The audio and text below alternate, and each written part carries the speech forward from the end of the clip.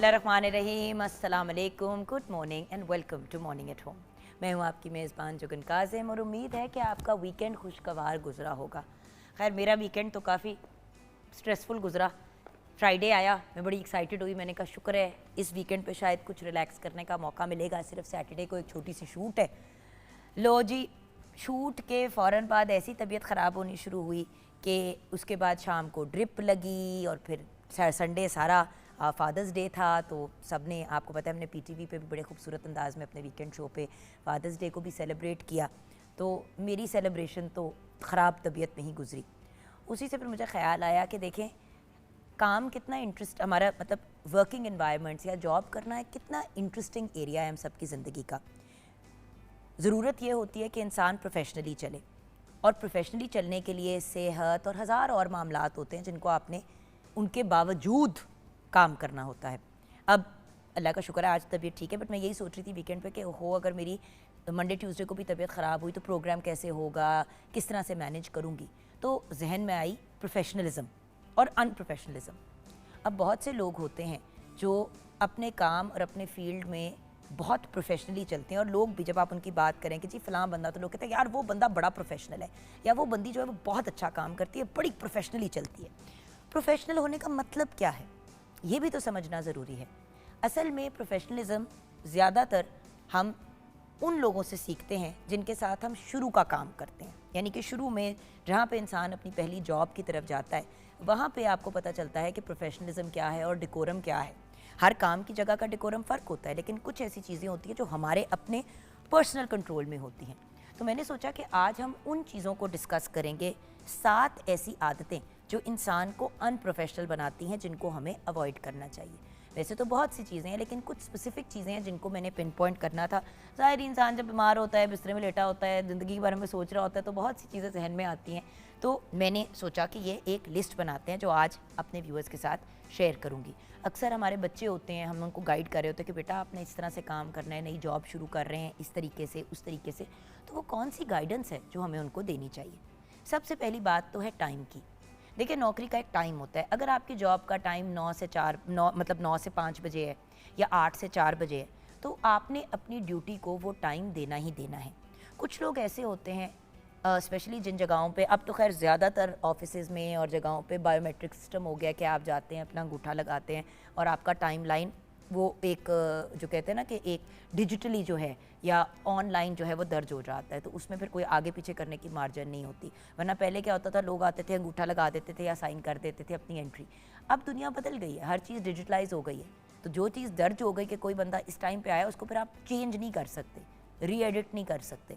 सो एक तो टाइम का एलिमेंट। बहुत से ऐसे लोग हैं जो अपनी सैलरीज भी ख़राब कर देते हैं। सैलरी किस तरह से ख़राब करते हैं कि भाई अगर आपको लेट आने पे फ़ाइन होगा तो पूरा महीना जो है लेट आके इतना फ़ाइन कर दिया कि अपनी तनख्वाह का आधा हिस्सा या 1/4 हिस्सा आपने फ़ाइन्स में ही कटवा दिया। दूसरी बात, अगर आपका वक्त है टाइम पे पहुंचने का 9 बजे, तो क्या ये बात ज़रूरी नहीं है कि आप अपनी जो फ्रंट दरवाज़ा है या जो एंट्रेंस है या जो पार्किंग है अपने काम की, वहाँ पे काम शुरू होने से 15 मिनट या 10 मिनट पहले पहुँच जाए, ताकि निकलते हुए, अंदर जाते हुए, सारी चीज़ें हुए जो भी टाइम मिले, आप टाइम पे, एंड टाइम पे या टाइम से एटलीस्ट 10-15 मिनट पहले पहुँचे। और इसके लिए सबसे ज़रूरी चीज़ ये होती है कि आप घर से निकलने का टाइम अपना एडजस्ट करें। बहुत से लोग घर से निकलने का टाइम एडजस्ट नहीं करते। वो क्या करते हैं कि अगर 9 बजे पहुँचने तो मतलब 8:45 बजे घर से निकल रहे होते हैं। अब रास्ता आधे घंटे का है, बीच में ट्रैफिक भी आ गई, 100 मसाइल हो गए। और स्पेशली जो लोग सुबह सुबह अर्ली मॉर्निंग काम पे जाते हैं, उनको इस चीज़ को याद रखना चाहिए कि स्कूल का भी रश होता है, काम का भी रश होता है। सुबह का टाइम 8 बजे सुबह से ले के कोई 9:30 बजे तक या 10 बजे तक सुबह के, ये 2 घंटे बड़े हैवी टाइम होते हैं लोगों के काम पे जाने के। और ऑब्वियसली स्कूल वगैरह, आजकल स्कूल्स की छुट्टियां हैं, पर जनरली इंसान को ख्याल करना चाहिए। अब गर्मियों में शायद इंसान ज़रा सा लेट निकल सकता है बिकॉज स्कूल का इतना रश नहीं है, तो चलो मार्जिन मिल गई, बट अगेन एंड टाइम पे निकलना ही नहीं निकलना चाहिए। बस 5 मिनट और, बस मैं 5 मिनट के बाद आ जाऊँगा, वो 5 मिनट जो हैं इंसान की प्रोफेशनलिज्म को बर्बाद करने में बहुत बड़ा रोल अदा करते हैं। दूसरी चीज़, इनअप्रोप्रिएट ड्रेसिंग। अब आप कपड़े क्या पहनते हैं ये भी बड़ा मैटर करता है, आपकी क्या लुक है। अब अगर आप वो जो कहते हैं ना, वो एक चप्पल होती है, वो क्या होती है, हवाई चप्पल होती है, क्या उसका नाम होता है, वो एक चप्पल जो कैंची चप्पल टाइप होती है, आप वो पहन के अगर काम पे चले जाएंगे, या मतलब प्रॉपर आपने जूते नहीं पहने हुए, आपके कपड़े ठीक नहीं हैं, या हालत आपकी उजड़ी भी है, आपने बाल तक नहीं ब्रश किए हुए। बहुत से लोग जो हैं वो प्रोफेशनल जगह पे अनटाइडी हालत में, या फिर 2 दिन से वही कपड़े पहन के काम पे आ रहे हैं, उनसे स्मेल भी आ रही है। ये सारी चीज़ें जो हैं आपको अनप्रोफेशनल दिखाती हैं। एक तो आपकी लुक बड़ी इनफॉर्मल हो जाती है, दूसरी बात अनटाइडी लगते हैं। कुछ जगहें होती हैं जहाँ पे एक यूनिफॉर्म होता है, बट बहुत सी ऐसी जगहें होती हैं जहाँ पे कहा जाता है कि जी स्मार्ट, आपने सेमी फॉर्मल या स्मार्ट फॉर्मल कपड़े पहन के आने हैं, बिजनेस फॉर्मल पहन के, बिजनेस इनफॉर्मल कपड़े पहन के आने हैं। अब जो आपकी काम की इन्वायरमेंट है वहाँ पे गेज करें कि क्या ड्रेसिंग होनी चाहिए। बल्कि जब आपको जॉब मिलती है तो आप अपनी HR ह्यूमन रिसोर्स वाले जिन्होंने आपको हायर किया उनसे पूछें कि जी ड्रेसिंग की क्या रिक्वायरमेंट होती है, कोई आप लोगों का लिखा हुआ है कि क्या करना है। मतलब बाकायदा नाइट सूट में उठ के चले जाना, या मतलब फटे हुए कपड़े, बहुत से लोग मैंने देखे हैं दफ्तरों में काम कर रहे होते हैं और उन फटी हुई जीन्स पहन के आए हुए होते हैं।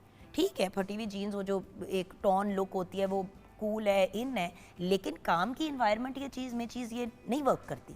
सो ये एक दूसरी चीज़ है जिसका ख़ास ख्याल रखना चाहिए। एक तो टाइम पे जाएं, दूसरी बात ढंग के कपड़े, ढंग की लुक बना के जाएं, मुँह शू धोल के, बाल छाल बना के, नीट एंड क्लीन होके। अब इसका ये मतलब नहीं है कि औरतें बहुत सा मेकअप लगा के चले जाएं और मर्द जो हैं वो 3 पीस सूट क्या 4 पीस सूट पहन के वेस्ट कोट के साथ काम पे चले जाएं, ऐसी कोई बात नहीं है। लेकिन लुक इतनी प्रोफेशनल हो कि काम की इन्वायरमेंट में लोग आपको देख के ये ना कहे कि ये क्या इसी तरह नाइट सूट में उठ के आ गया था या आ गई थी। तीसरी, हर बात का बहाना बनाना। कुछ लोग ऐसे होते हैं जो कहते हैं हाँ जी मैं कल कर लूँगा, हाँ जी इसके ऊपर मैं वर्किंग कर रहा हूँ, जी ये टाइम नहीं मिला, जी मैं करूँ। टाल मटोल, ये टाल मटोल जो है वो 60% आपकी काम की जो कैपेसिटी है और चीज़ों को ख़राब करती है। रिसर्च कहती है कि जो लोग हमेशा बहाने बनाते हैं उन पर जिम्मेदारी वाले काम 60% कम डाले जाते हैं, और जिसकी वजह से उनकी काम में रेपुटेशन भी ख़राब होती है, क्योंकि बहाने बनाते रहते हैं। तो जो बंदा हर वक्त बहाना बनाता है उसे बंदा एक दफ़ा कहेगा, दूसरी दफ़ा कहेगा, तीसरी दफ़ा नहीं कहेगा, और यानी कि उस पर काम की जिम्मेदारी नहीं जाएगी, काम की जिम्मेदारी नहीं डाली जाएगी, तो उसको प्रमोशन और आगे बढ़ने का मौका कैसे मिलेगा। सो अगर काम में आगे बढ़ना है, तनख्वाहें अपनी बढ़वानी हैं, तो उसके अंदर आपको ये दिखाना पड़ेगा कि आप विलिंग है काम करने के लिए। और जो बंदा बहाने बनाता है उसकी फिर रेपुटेशन बन जाती है कि यार इसको तो कोई ज़रूरत नहीं है कुछ कहने की, इसने तो वैसे ही काम नहीं करना, या इतना लेट करना, या इतने बुरे तरीके से करना है कि फ़ायदा ही कोई नहीं है। चौथी चीज़, लेट जवाब देना। मैसेज आया है उसका आपने जवाब नहीं दिया, आपको कॉल आई है आप कॉल नहीं अटेंड कर रहे।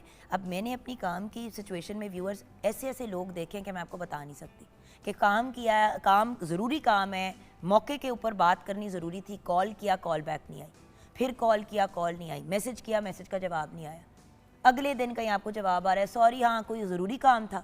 भाई जो अगर काम ज़रूरी भी था तो वो तो एक दिन पहले निकल गया। ऐसे लोगों के साथ लोग काम करते हुए बहुत ज़्यादा कतराते हैं। इसलिए कोशिश करनी चाहिए कि अगर आपको एक मैसेज आए तो 12 घंटे के अंदर अंदर उसका जवाब दे दें। पूरा जब दिन गुजर जाता है, जब 24 घंटे भी गुजर जाते हैं तो टू लेट हो जाता है। अगर आपको कोई बंदा काम कर रहा है, और बाय द वे ये बात बॉसेस को भी अप्लाई करती है, ये बात सिर्फ जूनियर्स को अप्लाई नहीं करती। बड़ी दफ़ा ऐसे होता है कि आप अपने बॉसेस को कॉल करते हैं, वो आपको रिस्पॉन्स नहीं देते। अल्लाह का शुक्र है एट पाकिस्तान टेलीविज़न नेटवर्क हमारे DMD साहब दानियाल गिलानी साहब, हमारी मैनेजिंग डायरेक्टर, हमारी चेयरपर्सन जो हैं अमरीन साहिबा, इनके बारे में तो मैं आपको ऑनेस्टली बताऊं, जब आप उनसे रब्ता करें फ़ौरन आपको उनका रिस्पॉन्स आता है। और मैं अपनी बात नहीं करी, ये पूरा PTV कहता है। सो द पॉइंट इज़, जब ऐसे लोगों, हमारे DP साहब जो हैं फ़ौरन हमें रिस्पॉन्स देते हैं, कैसर साहब हमारे जनरल मैनेजर लाहौर सेंटर के फ़ौरन रिस्पॉन्स देते हैं। इवन कराची सेंटर में मैं अगर बात करूं तो शाहजी वहाँ पे होते हैं, Amjad Shah, he is a wonderful person, फ़ौरन रिस्पॉन्स। अब देखें इन लोगों का मैं नाम क्यों ले रही हूँ, क्योंकि ये वो लोग हैं कि जिनसे जब भी हम कांटेक्ट करते हैं, और यही वो लोग हैं ना जिनसे हमने काम की मशवरा लेना होता है या इजाज़त लेनी होती है, तो आपको जब फ़ौरन से रिस्पॉन्स मिलता है तो फिर आपके काम की कारकर्दगी भी बेहतर होती है। सो जवाब हमेशा देना चाहिए, आप कितने भी सीनियर काम में हो जाएं या कितने भी जूनियर हों, ये हर बंदे को अप्लाई करता है। अगर काम की कैपेसिटी में आपसे रब्ता किया, हाँ रात के अगर 12 बजे आपको कॉल आ रही है, आप सो रहे हैं, समझ आती है, लेकिन फिर सुबह उठते ही रिस्पॉन्स ज़रूर दें। अगर कोई ऐसा टाइम है जब आप किसी और चीज़ में फंसे हुए हैं, जैसे ही आप मैसेज देखें आप रिस्पॉन्स दें, ये बड़ी ज़रूरी चीज़ होती है। फिर 5वां पॉइंट कि हर काम के लिए यस कहना। स्टडी कहती है कि 70% लोग स्ट्रेस का शिकार सिर्फ इसलिए होते हैं कि वो बिना सोचे समझे यस कह देते हैं। देखिए, आप पहले देखें कि आपके ऊपर काम का कितना लोड है। अगर आपके बॉस आपको कह रहे हैं कि जी आपने ये वाली चीज़ भी करनी है, तो आप उन्हें कहें जी सर कर दूंगा, लेकिन अभी इस वक्त मैं ये चीज़ भी कर रहा हूँ, मैं साथ में मैनेज करूंगा। तो अगर वो आपको कह रहे हैं कि जी मुझे कल ये कागजात चाहिए, तो आप कहें जी कि आपको मैं परसों तक सर दे दूंगा। या फिर जो वो दूसरी चीज़ कर रहा हूँ उसको मैं अगर होल्ड पे कर दूँ और ये काम करने के बाद उसको रीस्टार्ट करूँ, क्योंकि मैं चाहता हूँ कि बेहतरीन अंदाज में आपका काम हो। तो इससे आपकी ज़्यादा इज्जत बनेगी, ना कि आप हर चीज़ पे यस यस यस करते चले जाएं। अगर आपकी तबीयत ख़राब होगी या आपसे काम ही नहीं होगा, तो फिर ऐसी किसी भी कमिटमेंट का व्यूअर्स क्या फ़ायदा। सो हर चीज़ पे यस मत कहें, टेक योर टाइम। जब तक आप अपना टाइम नहीं लेंगे चीज़ को करने के लिए, तो वो काम भी ख़राब होगा। एंड जेन्युइनली 70% लोग स्ट्रेस का शिकार होते हैं इसकी वजह से। तो हर चीज़ को यस मत कहें, यस उस चीज़ को कहें जो कर सकते हैं, और अगर एक चीज़ नहीं कर सकते तो उसको करने का तरीका पूछ लें, या जो मसला हो रहा है उससे रिलेटेड गाइडेंस ले। इंसान सीखता ऐसे ही है, क्योंकि हम अपने बच्चों को सिखा के यही भेजते हैं ना कि बेटा बॉस को ना नहीं करनी, जायज़ काम अगर आपको कह रहे हैं, चाहे ज़्यादा मेहनत करनी पड़ती है, आपने ज़रूर यस कहना है। तो वो यस कहते कहते हम अपने आप को और अपने काम की कारकर्दगी को ख़राब करते हैं। छठा पॉइंट, मेसी वर्क प्लेस। देखिए, जहाँ पे काम करते हैं, काम की जगह को साफ़ सुथरा रखें, नीट एंड क्लीन रखें। साफ़ सुथरे के साथ साथ नीट रखना। जगह साफ़ है, मिट्टी धूल वगैरह नहीं है, लेकिन कागजात ऊपर नीचे हुए हैं, कोई फाइल यहाँ पड़ी है, कोई फाइल वहाँ पड़ी हुई है। होता यह है कि जब मेस होता है तो काम करने में ज़्यादा टाइम लगता है, कारकर्दगी भी मुतासर होती है, और फिर बंदे को एफर्ट भी ज़्यादा करना पड़ता है चीज़ों को मैनेज करने के लिए। तो अपने ऑफिस में अपना डेस्क हो, अपना बैग हो, कोई भी चीज़ हो, उसको प्रोफेशनल लगने के पॉइंट ऑफ व्यू से और प्रोफेशनली चलने के पॉइंट ऑफ व्यू से आपको अच्छे तरीके से मैनेज करना चाहिए। ऐसा नहीं लगना चाहिए कि आपको किसी मतलब कहते हैं बच्चों के खेलने के कमरे में भेज दिया। मैंने ऐसे ऐसे लोग देखे हैं जिनके ऑफिस में जाएं तो एक एक चीज़ तरतीब से पड़ी हुई होती है, जो चीज़ कहें वो फ़ौरन निकाल के आपको हैंड ओवर करते हैं। और मैंने ऐसे लोग भी देखे हैं जो बड़ी सीनियर पोजीशंस में होते हैं, टेबल पे कागजात बिखरे हुए हैं, फाइलें ज़मीन पे भी पड़ी हुई हैं, एक मतलब जो ऑफिस में कैबिनेट्स है वो खुली हुई है, अजीब एक मैस मचा हुआ है। बंदे को लगता है कि जो बंदा कहाँ पागल खाने में आ गया। और जो लोग ऐसे जगहों पे मीटिंग्स के लिए भी आते हैं वो भी डिस्टर्ब होके जाते हैं। सो साफ़ सुथरी जगह सिर्फ प्रोडक्टिविटी नहीं बल्कि आपके कॉन्फिडेंस को भी बिल्ड करती है। और सातवां पॉइंट, मिस कमिटमेंट। वादा करना और फिर पूरा ना करना। एक तो होता है हर चीज़ को हाँ कह देना, उसको काम तो वो फिर भी वो लोग कर लेते हैं, लेकिन बड़ी टेंशन और एंग्जाइटी में आके। फिर कुछ लोग होते हैं जो हर चीज़ की कमिटमेंट करते हैं, हाँ जी हम कर देंगे, लेकिन वो काम नहीं करते, जिसको हम मिस कमिटमेंट कहते हैं। अब मिस कमिटमेंट के भी आपको पता है व्यूअर्स बहुत से नुकसान हैं। आपकी रेपुटेशन बन जाती है कि यार ये बंदा, इसको काम करने का कोई फ़ायदा नहीं है, या तो ये बंदा काम नहीं करेगा या गलत तरीके से करेगा। सो अगर वक्त आए और आपको काम भूल जाए या आप नहीं कर पाते, तो उससे आपकी रेपुटेशन ख़राब होती है। ऐसी आदत सिर्फ आपकी क्रेडिबिलिटी को नुकसान नहीं पहुंचाती, बल्कि आप पर लोग ट्रस्ट करना छोड़ देते हैं। जब आप बार बार कमिटमेंट करके पूरी नहीं करते, तो लोग आपको सीरियस भी लेना छोड़ देते हैं। आपका नाम एक ऐसे शख्स के तौर पे आम हो जाता है कि बोलता तो है, करता नहीं है। सो द फैक्ट इज़, और ये मिसकमिटमेंट फिर रीज़न बनती है आपकी नौकरी जाने की। सो ये कुछ इंपॉर्टेंट पॉइंट्स थे व्यूअर्स जो आज आपके साथ मैंने डिस्कस करने थे, जो आपके साथ शेयर करने थे। और कोशिश करें कि मिस कमिटमेंट से जितना अपने आप को दूर रख सकते हैं रखें। सो जो मैंने पॉइंट्स आपके साथ शेयर किए मैं उनको रिकैप करूँगी। हमेशा लेट होना, कपड़े बेढंगे पहनना, बहाने बनाना हर चीज़ के लिए, हर चीज़ को लेट जवाब देना या जवाब ही ना देना, हर चीज़ को हाँ कह देना, और फिर अपने आप को मतलब इस सिचुएशन में लाना कि आप काम ना ठीक तरीके से कर पाएँ, messy work place, and finally miss commitment. तो इन चीज़ों का हमने ख्याल भी रखना है और अपने आप को तरीके से मैनेज करना है। हमारे साथ कॉलर हैं सहर KPK से, उनकी भी राय लेते हैं। अस्सलाम वालेकुम सहर। वालेकुम अस्सलाम। कैसी हैं आप? अल्लाह का शुक्र है। अच्छा सहर, आज हम बात कर रहे हैं काम की सिचुएशन में या जॉब के कैपेसिटी में या ज़िंदगी में किसी भी चीज़ में अपने आप को सही तरीके से आगे लेके चलना और मिस कमिटमेंट्स ना करना, और अपने आप को वो जो कहते हैं ना अनप्रोफेशनल ना बनाना। आप क्या कहेंगी? मैं तो यही कहूँगी कि जिस इंसान को अपने दिल में एक शौक रखना चाहिए, अपनी ख्वाहिशात को पूरा करना चाहिए। हालांकि जो आपसे घर मैं वाले बेटा भी एक होते हैं रिक्वेस्ट ना, कर सकती हूँ कि आप अपनी ऑडियो टीवी की बंद कर देंगी, क्योंकि वो साथ साथ ना वो डिले आना शुरू हो जाता है, तो हम आपकी ऑडियो ख़राब आती है फिर ऑन एयर बेटा। जी जी मैम। हाँ जी बताओ जी, क्या कह रहे थे आप? मैम मैं तो यही कहूँगी कि जो लड़की के ख्वाब होते हैं ना, आई मीन जॉब करने के। मैम आपको मेरी आवाज़ आ रही है? हेलो, हाँ जी। तो व्यूअर्स, आप भी डेफिनेटली कॉल करके प्रोग्राम का हिस्सा बन सकते हैं। अभी हम छोटी सी ब्रेक की तरफ जाएंगे। ब्रेक के बाद जब वापस आएंगे तो ज़ैनब गोंदल हमें ज्वाइन करेंगी। जैसे कि आप जानते हैं, न्यूट्रिशनिस्ट है, डाइटिशियन है, फूड टेक्नोलॉजिस्ट हैं। उनसे भी बात करेंगे प्रोफेशनलिज्म एंड अनप्रोफेशनलिज्म की। आप लोगों की कॉल्स भी लेंगे। आज हम फलों पे बात करेंगे, if I am not mistaken आज हम जामुन पे और आड़ू पे बात करेंगे, तो उससे रिलेटेड भी हम आपके साथ गप लगाएंगे। सो ब्रेक की तरफ बढ़ते हैं, आपकी कॉल्स भी लेंगे, आप भी प्रोग्राम का हिस्सा बनिएगा। 042992000648 पे आप कॉल कर सकते हैं। मॉर्निंग एट होम हमारा फेसबुक का पेज है। ब्रेक के बाद मिलते हैं।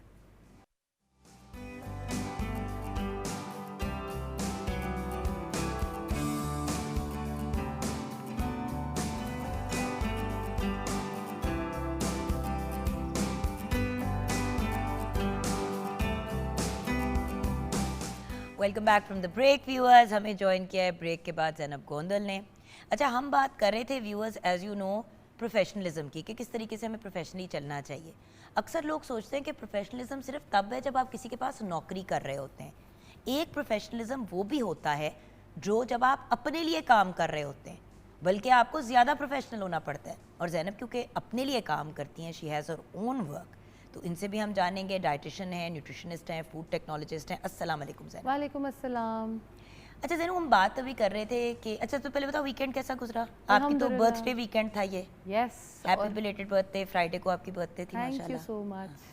बस फन में खाते पीते हल्ला गुल्ला सच सारा बोलो ना, weekend आते ही कहती, मैंने कहा ज़ैनू बर्थडे कैसी गुजरी?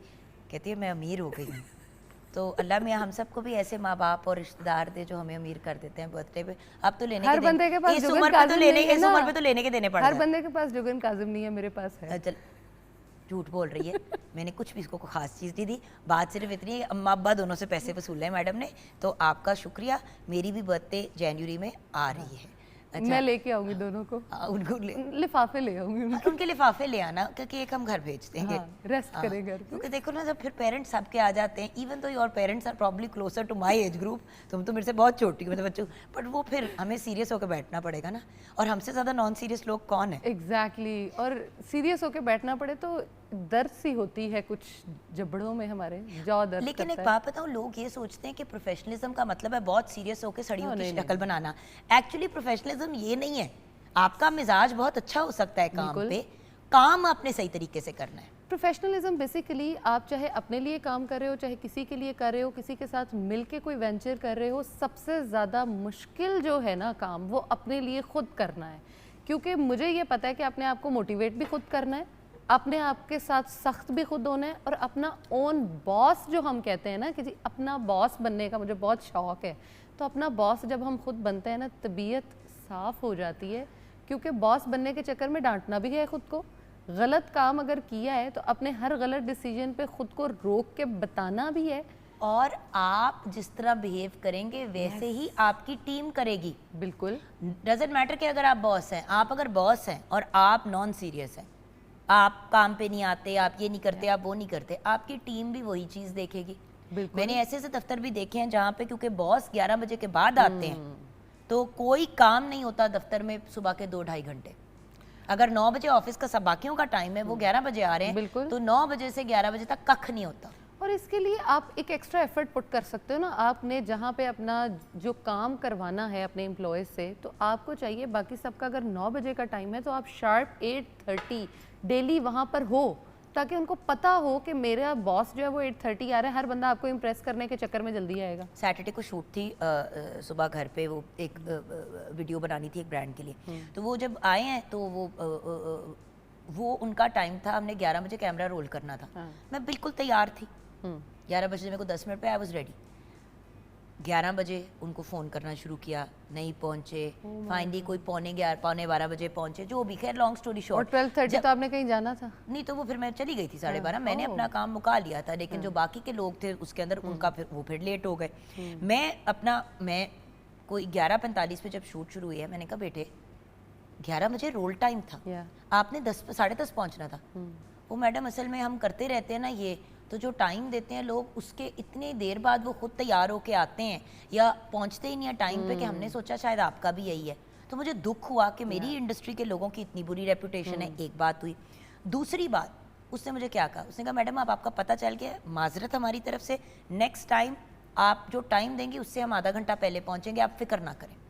क्यों? क्योंकि उन्होंने देख लिया कि यार ये तो तैयार थी, क्योंकि जब वो एंटर हुए हैं अंदर और मैं घूम रही थी बिल्कुल तैयार, मैंने कहा बेटे अब क्या करना है बताओ, किस तरह। उन्होंने कहा आप तैयार हैं, मैंने कहा बेटे बिल्कुल रेडी खड़ी। सो आप मेरा पॉइंट समझ रहे हो? ये चीज भी मैटर करती है। आपको खरबूजे को देख कर खरबूजा रंग पकड़ता है। बिल्कुल। और आपके साथ काम करने का मुझे तो स्पेसिफिकली रिकॉर्डिंग भी हो ना, कभी हो आपने और मैंने जब मेरी यूट्यूब चैनल के लिए हम वीडियोस बना रहे थे, हम दोनों ने जब वीडियोस बनाई, कुछ हमने रील्स बनाई उस दिन घर पे लास्ट वीक, तो मैं व्यूअर्स 1 बजे मैंने ज़ैनब को कहा था, वो कुछ डिलेज हो गए, शेफ अनम के साथ भी उस दिन मैं शूट कर रही थी, तो हमने किया। आप 1 बजे आपका टाइम था, आप पौने 1 बजे मेरे घर के अंदर थे और आपने बैठ के वो वाली भी वीडियो देखी, उसके बाद फिर हमने थोड़ी गप भी लगाई, फिर आपने और मैंने अपनी वीडियोस बनाई। लेकिन बात ये कि दिल खुश हो गया। उसको अपनी अनम ने पहुंचना था आपसे 1 घंटा पहले 12 बजे, वो 11:30 की पहुंची हुई थी, 12 बजे उसकी चीजें रेडी थी।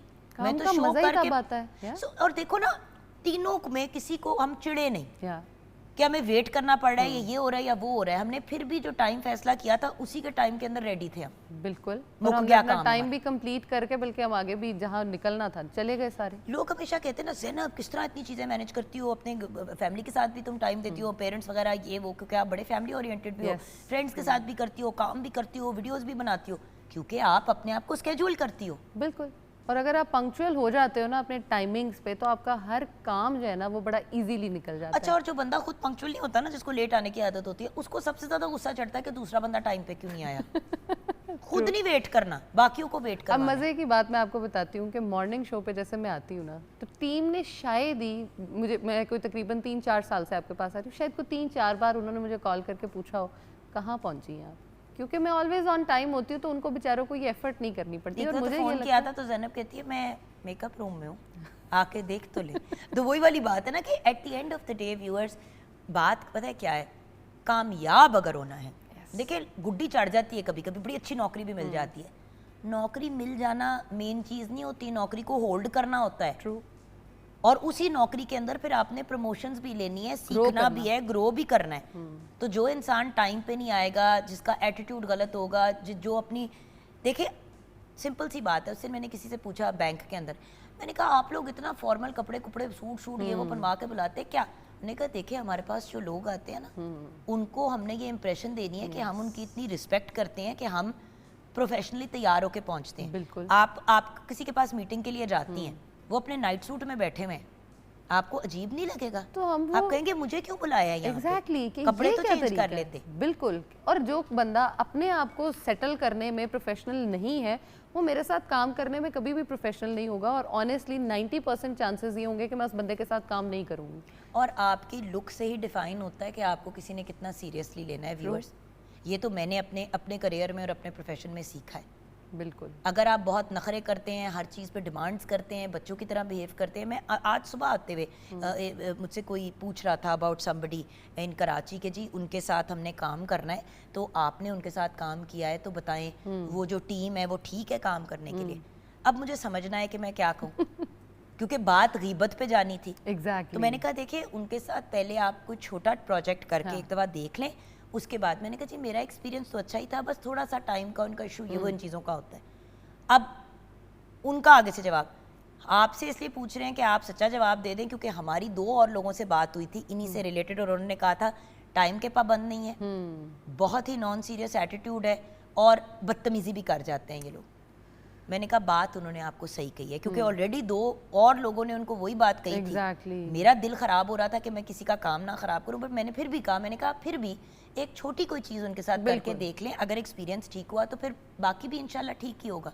क्योंकि लोग बदल भी जाते हैं। लेकिन अब ये ज़ैनब, रेपुटेशन जब आपकी बन जाती है ना, तो फिर आपको काम मिलना इम्पॉसिबल हो जाता जब मुझे इंडस्ट्री के लोग कभी कभी कहते हैं, कुछ ऐसे लोग भी हैं जो एक टाइम पे बड़े पॉपुलर थे, अब उनको कोई काम नहीं देता। बिल्कुल। आपके सामने कितनी दफ़ा कहते हैं यार काम ही नहीं है फील्ड में। अल्हम्दुलिल्लाह व्यूअर्स, मीडिया की फील्ड में बहुत काम है, अल्हम्दुलिल्लाह। हम क्यों झूठ बोले, काम है। डिपेंड करता है ना कि आपका प्रोफेशनलिज्म का लेवल क्या है, आपका कैलिबर क्या है, आप किस लेवल का काम कर रहे हैं। सो काम अगर लोगों को नहीं भी मिलता, कभी कभी तो ये भी होता है ना कि वो लाहौर के हैं, कराची में नहीं मिल रहा ये वो, बट अगर सब कुछ होने के बावजूद काम नहीं मिल रहा तो फिर आपको अपने गिरबान में झांकना चाहिए। बिल्कुल। इंडस्ट्री को सिर्फ ब्लेम नहीं करना चाहिए। इंडस्ट्री तो चल रही है, बिल्कुल। एक एक प्रोडक्शन हाउस 4-4 ड्रामे एक टाइम पे शूट कर रहे हैं, तो काम है। बट लोग बार बार उन्हीं 6-7 लोगों को क्यों लेते हैं? सिर्फ शक्ल की वजह से नहीं, प्रोफेशनलिज्म। अब अली ताहिर एक बड़ा अच्छा एग्जाम्पल है। अली भाई की आजकल माशाल्लाह बड़ी गुड्डी चढ़ी है, हर जगह हम उनको देख रहे हैं ड्रामों वगैरह के अंदर, क्योंकि वो बंदा प्रोफेशनल है, उनका एटीट्यूड बड़ा अच्छा है, वो एक एक चीज परफेक्ट तरीके से करते हैं। उनको लाहौर से उठा उठा के लोग कराची बुलाते हैं। तो मज़ा उसी बंदे के साथ काम करने का आता है ना, जिसका काम भी अच्छा हो, जिसको पता हो कि अच्छा दीज आर माई बाउंड्रीज। अच्छा, प्रोफेशनलिज्म में ना बाउंड्रीज को सेट करना भी बड़ा इंपॉर्टेंट होता है। बिल्कुल सही कह रही है। उसके अलावा खुद को फिट रखने के साथ साथ अपने जो इर्द गिर्द लोग हैं उनको फिटनेस का ख्याल रखना भी बड़ा इंपॉर्टेंट है। सिर्फ डाइट और उसमें नहीं, फिटनेस का ख्याल, मेंटल फिटनेस भी होती है। एग्जैक्टली। भैया आप टेंशन में आ रहे हैं, स्ट्रेस में आ रहे हैं, अगर आपके ऑफिस में एचआर के डिपार्टमेंट में ऐसी जगह लोग हैं जो जिस तरह जो माहिर नफ्सियात बहुत से अब कॉर्पोरेट सेक्टर में लोगों ने रखे होते हैं कि जी अगर आपको कोई प्रोफेशनली प्रॉब्लम हो रही है तो काउंसलर है हमारे पास, आप उनसे जाके बात करें। देखिए व्यूअर्स, डिस्कस करने से, अपने मामलात को प्रॉपर तरीके से ले जाने से ही प्रॉब्लम्स जो है वो रिजॉल्व होती हैं। अब बड़ी दफ़ा ऐसा होता है कि ख़वातीन नई नई जॉब शुरू करती हैं और वो एक्सपेक्टिंग होती हैं, वो बताती नहीं है कंपनी में कि जी आई एम एक्सपेक्टिंग, तो उसके बाद क्योंकि उनको ये डर होता है कि हमें कहीं वो निकाल ना दें, तो फिर ये चीज़ आगे जाके फिर अनप्रोफेशनल लगती है। बिल्कुल कि जी आप ऑलरेडी एक्सपेक्टिंग थी, आपने जॉब ज्वाइन की, आपको पता था कि 4 महीने बाद हमारे कुछ मेजर काम है और आपने उन्हीं टाइम पे छुट्टी पे जाना था 4 महीने के लिए, क्योंकि paternity leave maternity leave right है आपका। बिल्कुल। सो व्यूअर्स, ऑनेस्टी और सच्चाई के साथ चलना चाहिए। अगर आप इतने क्रेडिबल और इतने क्वालिफाइड बंदे हैं तो आपका काम इंशाल्लाह सही चलेगा। खैर, आज के टॉपिक की तरफ आयशा मुल्तान की कॉल आ गई है, उसके बाद फिर हम अपने टॉपिक की तरफ बढ़ते हैं। अस्सलाम वालेकुम प्यारी सी आयशा, कैसी हो? सदियां गुजर गई, आपसे बात नहीं हुई। वालेकुम अस्सलाम। प्यारी सी जुगन कैसी हैं ये बताएं।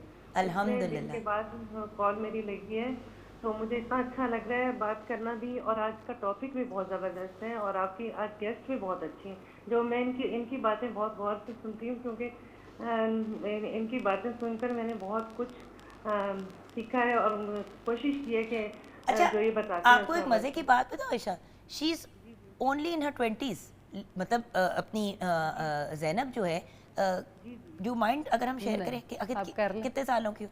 27 की हुई है अभी। और देखिए कितनी अक्लमंदी की बात करती है और इतनी सेंसिबल बात करती है, और इतनी यंग एज पे nutritionist, dietitian, food technologist focus के साथ चली ना, तरीके से अपने आप को ये बच्ची लेके चली, तो आज इस लेवल पे है कि स्टेट चैनल पे बैठ के लोगों को मशवरे दे रही है। सो बात उम्र की भी नहीं होती, बात आपके प्रोफेशनलिज्म की होती है। आप इसके बारे में क्या कहेंगी? जी बिल्कुल, यही मैं कहती हूँ कि जो अगर हम अपने प्रोफेशन के साथ या किसी ज़िंदगी में किसी भी शोबे में अगर हम ऑनेस्ट हैं ना, तो और अपना और कंटिन्यू कर रहे होते हैं अपने काम को के साथ, ऑनेस्ट होते हैं, तो हम सब कुछ कर जाते हैं।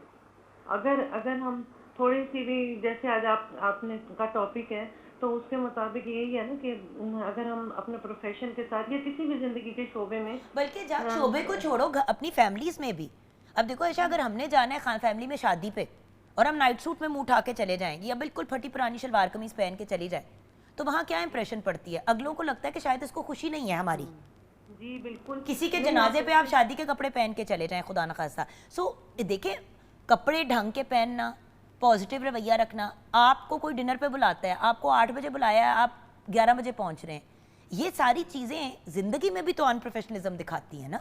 जी बिल्कुल, वही बात है ना कि आप जिस तरह के मौके पर जा रहे हो, आप उसी के मुताबिक अपनी तैयारी करो, उसी के मुताबिक जाओ, तो अच्छा भी लगता है, खुद को भी अच्छा लगता है। मैं कहती हूँ खुद को भी अच्छा लग रहा होता है, और कि हम जिस जगह जा रहे हैं वहाँ पर उसी के मुताबिक तैयारी करके जाएं, और जो है वैसे ही बैठें, उसी तरह की गुफ्तगू करें। ये सारा कुछ ज़रूरी है हमारे लिए ना। अच्छा आयशा, मुझे ये बताइए आजकल लाइफ में क्या हो रहा है, अम्मी कैसी हैं? अम्मी थोड़ी सी बीमार हुई हैं, वॉशरूम में स्लिप हो गई थी, तो उनकी तबीयत कुछ ख़राब है, नहीं तो कुछ उनके चोट लिए वोट दुआ तो ज़्यादा कीजिएगा। नहीं आई? हिप बोन वगैरह पे ज़रा एज हो जाती है पेरेंट्स की तो गिरते हैं तो फिर बोन्स का भी इशू हो जाता है। जी जी, उनकी ना थोड़ा हुआ है इशू ना यही, तो आपको पता है वो बीमार भी हैं, तो बस उनकी तबीयत के लिए अम्मी ज़रूर का दुआ नाम क्या है? कीजिएगा। जी, अम्मी का नाम क्या है?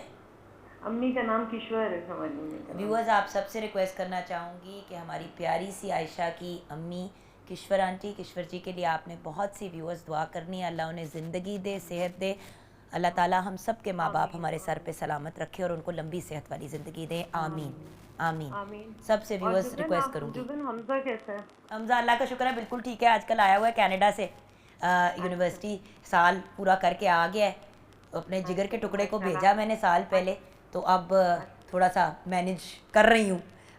उसके वापस आया तो बड़ी खुश हूँ, बच्चे छोटे भाई बहन भी उसके बड़े खुश हैं, हसन नूर की तो ईद हुई हुई। हसन और नूर को भी मेरी तरफ से और हमजा को भी बहुत सारा प्यार। थैंक यू मेरी जान, सब घर वालों को सलाम और प्यार, खुश रहो, आबाद रहो, और अम्मी इंशाल्लाह जल्दी ठीक हो जाएंगी, फिक्र ना करना आयशा, टेक केयर, खुदा हाफिज़ आयशा। ओके व्यूअर्स, हम जाएंगे ब्रेक की तरफ, ब्रेक के बाद जब वापस आएंगे तो ज़रा अब हेल्थ की तरफ बात करते हैं, प्रोफेशनलिज्म और लाइफ के बारे में तो बात की, अब ब्रेक के बाद करेंगे बात जामन और आड़ू की, कौन इस्तेमाल कर सकता है, कौन नहीं इस्तेमाल कर सकते, इसके बेनिफिट्स क्या हैं, and all of those things break के बाद।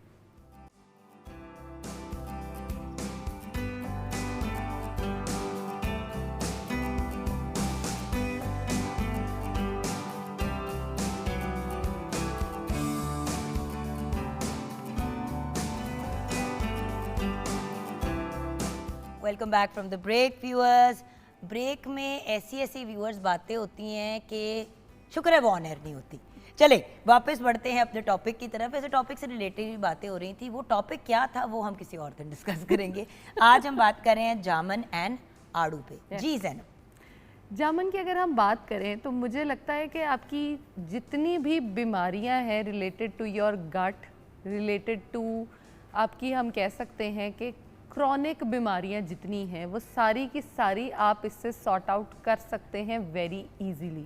अब जामन पे अगर सबसे पहली मैं बात डायबिटीज़ पे करना चाहूँगी, जामन पे, क्योंकि डायबिटीज़ जो है वो एक ऐसी आप समझे कि बीमारी है जो कि बहुत ज़्यादा कॉमन होती जा रही है। अगर डायबिटीज़ नहीं तो इंसुलिन रेजिस्टेंस जो है वो ऑलमोस्ट मुझे लगता है कि पाकिस्तान में तो 90% लोगों को होगी, और लाहौर की अगर मैं बात करूँ तो शायद 95% लोगों को होगा। रीज़न क्या है? हमारे सेडेंट्री लाइफस्टाइल, हमारा ना हिलना ना जुलना, कुछ नहीं, बस खाते चले जाना जो दिल करे सेडेंट्री खाना। लाइफस्टाइल का मतलब बता दो, क्योंकि हम प्रोग्राम पे अक्सर इसकी बात करते हैं। हम सेडेंट्री का मतलब ये है कि बेसिकली वो जिंदगी, वो लाइफस्टाइल जिसमें ज़्यादातर हम बैठे रहते हैं। अब उठे, किचन में गए, पानी लिया, आके वापस बैठ गए, फिर बेड में लेटे हुए हैं, टीवी देख रहे हैं, खाना भी लेटे लेटे खा लिया या बैठे बैठे खा लिया। इवन जो लोग जॉब्स करते हैं उनकी सेडेंट्री जॉब्स होती हैं, जैसे मेरे हस्बैंड हैं, उनकी इवन दो उनके केसेस वगैरह होते हैं तो उनको जाना होता है कोर्ट में, लेकिन जो तैयारी और सारा कुछ होता है वो एक डेस्क पे बैठ के होती है। True. इसीलिए फैसल हर रोज़ सुबह 6 बजे उठते हैं, ही वेक्स अप एट 6, और वो पहले एक्सरसाइज करते हैं और उसके बाद जाते हैं। Very nice. क्योंकि ये शुरू में ही मैंने रियलाइज़ की, क्योंकि Faisal and I were married for a few years, उनको हार्ट का इशू और स्टेंट डला दिल में। उस दिन मैंने कहा अगर आपने ये शादी चलानी है ना तो आप मुझे कमिटमेंट करें कि आप एक्सरसाइज करेंगे। कहते हैं क्या मतलब, मैं किस तरह, मेरे पास टाइम नहीं होता। मैंने कहा टाइम नहीं होता तो आपको बनाना पड़ेगा, बिल्कुल, क्योंकि ये ज्यादती है कि एक तो आप मेरे 13 साल बड़े, ऊपर से आप अपनी सेहत का भी नहीं ख्याल रखते, इट्स नॉट ओके। तो बिल्कुल। ही सेड क्या करूं? मैंने कहा भाई मैं उस ज़माने में मैं भी बहुत जल्दी व्यूअर्स सती सवेरे जागती थी एक्सरसाइज करने के लिए। मैंने कहा मैं भी सुबह उठती हूँ, आप भी जा सकते हैं। बिल्कुल। मेरा तो क्योंकि व्यूअर्स टाइम ऐसा है तो मैं शाम को भी या किसी और टाइम भी अपनी एक्सरसाइज निकाल लेती हूँ। और मेरा लाइफस्टाइल, ज़ैनब आपका लाइफस्टाइल हमारा सेडेंट्री नहीं है। Yes. हमारी बहुत ज़्यादा मूवमेंट है। तो सेडेंट्री व्यूअर्स वो होता है जो आप बैठे बैठे या ज़्यादा टाइम बैठे या लेटे हुए गुजारते हैं। दफ्तरों में भी अगर खड़े भी रहे, अगर सारा दिन सिर्फ खड़े हुए हैं और चल फिर नहीं रहे तो वो भी सेडेंट्री लाइफस्टाइल है। सेडेंट्री का मतलब ये है कि जहाँ आपकी बहुत ज़्यादा हिलजुल ना हो, जहाँ पे आप मूवमेंट नहीं है, स्टेप्स आपके बड़े कम होते हो दिन में। और उससे भी ज़्यादा आप ये देखें कि लोगों में जो विसरल फैट है उसकी रेशो बहुत ज़्यादा होती चली जा रही है आजकल। और विसरल फैट क्या है? विसरल फैट यही फैट है कि आप सारा दिन बैठे हुए हो, उसकी वजह से चर्बी जो है वो आपके जिगर पे, आपके गुर्दों पे, आपके लिवर पे आनी शुरू हो गई। फैटी लिवर का टेस्ट अगर हमारे लाहौरी ही सिर्फ करा लें, पूरे पाकिस्तान की बात करूंगी, लेकिन अगर आप फैटी लिवर का टेस्ट कराओ तो मेरा ये ख्याल है कि 50% से ज़्यादा लोग जो होंगे वो फैटी लिवर का शिकार होंगे। दिल के अमराज जो हैं वो बहुत ज़्यादा लोगों को सिर्फ और सिर्फ इस वजह से हैं क्योंकि हमारा लाइफस्टाइल ऐसा है। अब लाइफस्टाइल को तो चेंज करना चाहिए ही चाहिए। आपने ज़िंदगी में कुछ भी अचीव करना है ना, आपको एक्टिव होना पड़ेगा। आपने चाहे वो वेट लॉस करना है, वेट गेन करना है, हेल्दी रहना है, वो तो अपनी जगह अपने गोल्स अचीव करने हैं, अपनी जॉब के कुछ भी करना है ना। अब ये तो नहीं हो सकता जॉब पे आप जाकर सारा दिन यूँ बैठे रहे, नहीं हो सकता। You have to be active, जिसके लिए 10,000 स्टेप्स आपके करने बड़े इंपॉर्टेंट हैं। अब जो लोग दफ्तरों में बैठते हैं, एक और बात जो मैंने फैसल को कही, मैंने कहा फैसल आपने 10,000 स्टेप्स अपने पूरे करने। हाँ, तो कहते किस तरह करूँ, सुबह एक्सरसाइज करके भी 4,000 हो जाते हैं, 5,000। मैंने कहा जैनी आप फॉर एग्जांपल बैठे हुए हैं, आपने हर 1 घंटे के बाद जैसे ही 1 घंटा गुजरता है आप उठें और 5 मिनट ऑफिस में ही राउंड लगा लें दफ्तर का। मैंने कहा सीढ़ियाँ हैं, नीचे जाएं, अपने नीचे सारे लोगों को देखें, कॉलेज को जाके हेलो हाय कहें, ये वो। मैंने कहा जो भी है, अगर आप इतना भी कर लें तो उससे भी बड़ी फर्क। अब जैसे कि आज अब देखिए सुबह आए हैं, मॉर्निंग शो ही किया ना, सुबह उठी हूँ, शावर वगैरह किया, आज एक्सरसाइज वगैरह नहीं की, मेरे फिर भी 2,000 स्टेप्स हो चुके हैं और अभी ये बैठे बैठे गुजरे हैं। शो के एंड तक और 1,000 हो जाएंगे क्योंकि कोई आएगा, मिलेंगे, सलाम दुआ, तस्वीरें इधर उधर। और मैं भी आपको पता है जब ब्रेक आती है तो मैं उठ जाती हूँ। बिल्कुल, हर ब्रेक में व्यूअर्स जैसे ब्रेक आती है, जब हम लोग वो जो 5 मिनट 10 मिनट का हमें टाइम मिलता है, उसमें उठ के मैं इधर उधर घूम ही रही होती हूँ। बिल्कुल, बिकॉज टांगे क्रैम्प अप कर जाती हैं ऐसे ही। और मैंने रिसेंटली कुछ ऐसे लोगों से मुलाकात हुई, ज़रा ओल्डर एज के, सच्ची बात है इतने भी ओल्डर एज के नहीं, मुझसे 10-10 12-12 साल बड़े, जो जिनकी अब गिट्टे गोडों में इतनी दर्द हो रही है क्योंकि वो अपने मसल नहीं यूज़ करते। उस्मान एंड सादान पीरज़ादा वगैरह जो पीरज़ादा, उनकी जो अम्मी थी जी, उनको मैं भी दादू बुलाती थी, बिकॉज उस्मान पीरज़ादा को पीरू चाचा बुलाती हूँ। तो उनकी अम्मी को जब मैं मिलने के लिए गई, उनकी डेथ से कोई 2-3 साल पहले की बात है, वहाँ पे हम एक प्ले शूट कर रहे थे, तो मैं उनके पास बैठी तो मैंने कहा आप तो बहुत एक्टिव होती थी। कहते हैं बेटा बस एक बात याद रखना, कभी बिस्तरे में मत पड़ना। बिल्कुल, जिस दिन बिस्तरे में पड़ गई ना, उस दिन चलना फिरना ख़त्म हो जाएगा। ऐसे ही है। और ये बात मैंने उसी वक्त वहाँ से निकलने के बाद मम्मा को फ़ोन किया और मैंने कहा मम्मा आप हर वक्त लेटी रहती हैं, प्लीज़ ऐसे ना किया करें। ऐसे ही है। सो मैं रिक्वेस्ट करूँगी हमारे सारे जो प्यारे प्यारे बुजुर्ग इस वक्त प्रोग्राम देख रहे हैं, बड़े देख रहे हैं, कि प्लीज़ चाहे 5 मिनट के लिए उठ के वॉक करें, हर घंटे के बाद, हर 1.5 घंटे के बाद अपनी चलना फिरना ज़रूर रखें। जिन मसल्स को आप नहीं इस्तेमाल करेंगे वो बेकार हो जाएंगे। ये वैसे ही है ना, कोई मशीन आप एग्जांपल ले लें, गाड़ी है, कुछ भी है, वो खड़ा रहेगा, वो ख़राब हो जाएगा, उसको जंग लग जाएगा। Same is the case human body जो है, उसके मसल्स को जंग लग जाएगा अगर वो मूवमेंट में नहीं आएंगे। और अगर आपने बीमारियों से बचना है तो आपको मूवमेंट करनी पड़ेगी। अगर मूवमेंट नहीं होगी, मैं ये नहीं कह रही कि बहुत ज़्यादा स्ट्रिक्ट एक्सरसाइजेज आप करो या बड़ा ही आप जी कोई 6 पैक एब्स बना लो, लेकिन एटलीस्ट मूवमेंट अगर रखोगे तो ही लाइफस्टाइल अच्छा होगा। अदरवाइज़ और 10 साल चल लेगी ज़िंदगी, इससे ज़्यादा नहीं चल सकेगी। और बेड रिडन होना कोई ज़िंदगी नहीं है, चलते फिरते हंसते खेलते ही ज़िंदगी है। और जामन जो है वो आपकी मोबिलिटी में बहुत ज़्यादा आपके काम आता है। जिस बंदे को डायबिटीज़ है, डायबिटीज़ ठीक नहीं होती, वो अगर ये मानसून का आगे जैसे सीज़न आ रहा है, ये 2 महीने के लिए सिर्फ जामन आता है। अगर आप ये 2 महीने डेली कोशिश करें कि जामन खा लें, मैं बहुत ज़्यादा जामन नहीं कह रही, 10 से 15 जामन एक दिन में खा लिए जाएं, तो आपकी जितनी भी डायबिटीज़ का वो एक कहते हैं ना कि जड़ बन रही होती है, वो बहुत हद तक ख़त्म हो जाती है। अच्छा, मुझे बड़ी अजीब बात लगती है कि आजकल छोटे यंग लोग जो हैं, यंगर जनरेशन इतना जामन नहीं खाती। हम तो छोटे होते थे, शहतूत, जामन, जो भी इस टाइप की चीज़ सीजन में आती थी हम तो खाते थे, वाफिर मिकदार में खाते थे। और जामन खाने का तो मज़ा बड़ा आता था, हम जान जान के खाते थे ताकि हम उसको खाएं। और फिर वो जो होंठ है वो पर्पल हो जाएंगे, फिर लगेगा जैसे लिपस्टिक लगी हुई है। हम तो और ज़बान दिखाते थे एक दूसरे को, देखो पर्पल हो गई है, देखो पर्पल हो गई है, मेरी ब्लू हो गई है, ब्लैक हो गई है। लेकिन अब ये ट्रेंड ही नहीं है, टाइम नहीं है बच्चों के पास, दे आर वेरी बिजी। नहीं, माँ बाप ही नहीं देते, बच्चों की बात नहीं है। देखो बचपन में क्योंकि मामा ने, हमारे घर में जामन का दरख्त था, तो वो जामन गिरते थे तो मामा खाती थी तो हम भी खाते थे। लेकिन मसला ये कि लोग भी जामन काला नमक और नमक डाल के खाते हैं। अल्लाह अकबर। जामन जो है वो आपने यार ट्रेडिशनली तो काला नमक डाल के ही खाते थे। काला नमक आप लगा के खाएं, वेल एंड गुड। लेकिन आप ये देखें कि 1 किलो अगर जामन है तो उसके अंदर मैक्सिमम आप आधी चम्मच डाल लेंगे। अब लोगों को मैंने ये देखा है कि एक बोल सिर्फ जामुन लेते हैं और उसके अंदर कितना नमक डाल के उसको शेक कर कर के उसका वो बनाकर खाते हैं। नो डाउट मज़ा आता है, लेकिन नमक की क्वांटिटी कम रखें। चीनी नमक जितना आप अपने फ्रूट से दूर रखोगे उतना फ्रूट्स आपके लिए फ़ायदेमंद है। जामुन ने आपको बचाना है आपके कैंसर से, जामुन ने आपको बचाना है आपकी दिल की बीमारियों से, आपके ब्लड प्रेशर को लो रखना है, आपकी शुगर को बेहतर रखना है, तो उसको काम करने के लिए भी टाइम चाहिए। अच्छा, लेकिन जब लोग जामुन खाना शुरू करते हैं तो वो फिर 4 5 6 नहीं खाते, हाँ, ज़्यादा फिर वो खाते हैं। थोक के हिसाब से खाते हैं। तो कितने मैक्सिमम खा सकते हैं जामुन? देखो एक्चुअल जामुन तो बिल्कुल थोड़ा सा होता है, अंदर उसके बीज ही आप इतना आधा बड़ा किलो एक दिन में खा सकते हैं। आधा किलो जामुन दिन में खा सकते यस, हैं। अब व्यूअर्स अगर सिर्फ कौन नहीं खा सकता ये पहले बता दूं। लेकिन ये भी बता दूं कि वेट लॉस के पॉइंट ऑफ व्यू से यस, जामुन अगर आप खाते हैं तो आप अगर फॉर एग्जांपल पाव खा लेते हैं, आपका वेट गेन नहीं होगा। यस, 250 ग्राम काफ़ी होता है।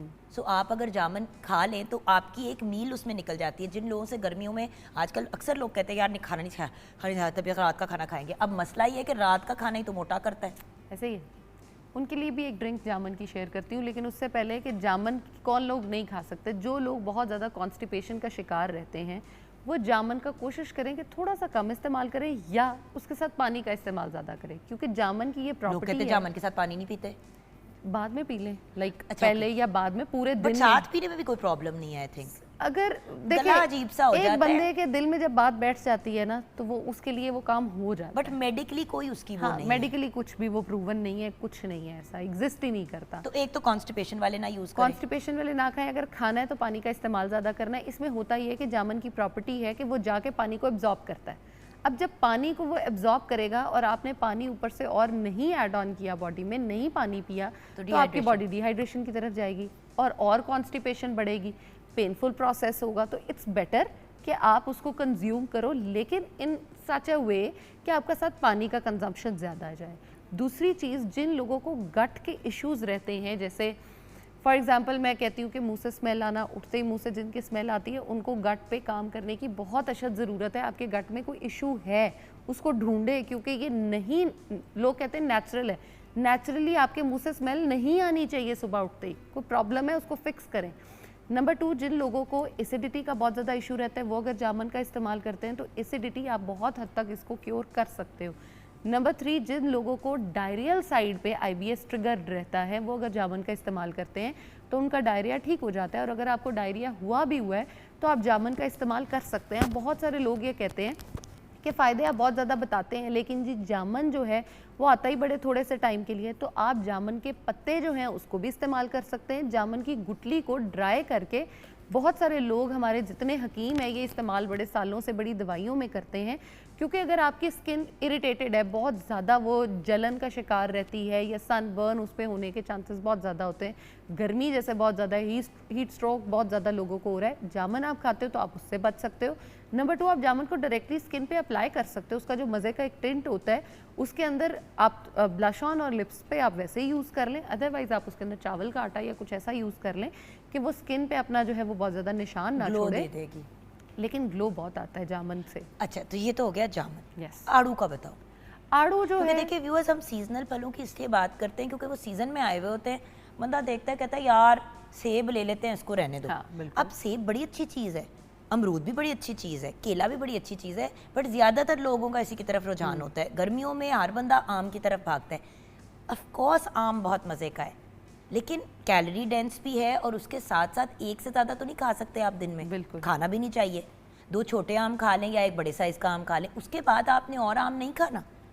सो अब क्या और खाएंगे? सिर्फ एक फल तो दिन में वैसे नहीं खाना, आपको 3 से 4 फल डेली के खाने अब चाहिए। आम पे अगर मज़े की बात आपको बताऊं, कल ही मेरी एक क्लाइंट थी जर्मनी से, वो मुझे कह रही है प्लीज़ मेरे मैंगोज बंद नहीं करने, जर्मनी में सिर्फ 1 महीने के लिए आम आते हैं और मैंने वो नहीं छोड़ने। एंड आई वाज लाइक अच्छा ठीक है, हम मैंगो को थोड़ा वो कर सकते हैं कि छोटे साइज का खा लो, नहीं, मैंने लेकिन milkshake साल की पीना है। मिकदार आमों की 1 महीने में भी नहीं खानी ना, कि जैसे कि आप दिन में 10 आम खा रहे हैं क्योंकि फिर मेरे महीने के वो पूरे हो जाएंगे हाँ, साथ। तो वो ऐसे ही करती है। उसने मुझे बताया कि उसका हर साल यही होता है कि 1 महीने के लिए आते हैं, तो मैं सुबह मैंगो, दोपहर मैंगो, रात मैंगो, शाम मैंगो, सारा दिन मैंगो। मैंने कहा तो तुम सरवाइव कैसे और करती हो? दूसरी बाकी बात, नहीं बंदा होती है। अक्सा नहीं जाता। देखिए आम की मजे की बात क्या है कि वो कम टाइम के लिए आता है। अगर आपको आम 24 घंटे खाना हो तो इट बिकम्स प्रॉब्लमेटिक। अब जैसे कल मैंने भी एक बोल में आम खाया, एंड दैट वाज इट। उसमें एक आम मैंने कट करके उसको खाया एंड दैट वाज इट। बिल्कुल ताकि थोड़ी सी चाह भी तो रहे ना चीज़ की, हौका नहीं Exactly. चढ़ना चाहिए। और आप मैंगो खाते रहते हो तो उसके फायदे और वो चीज़ें तो होती ही हैं, लेकिन पीच पे आप आड़ू, मुझे कह रही हैं, क्योंकि आड़ू एक ऐसा फल है जो मैंने नोटिस किया कम लोग खाते हैं।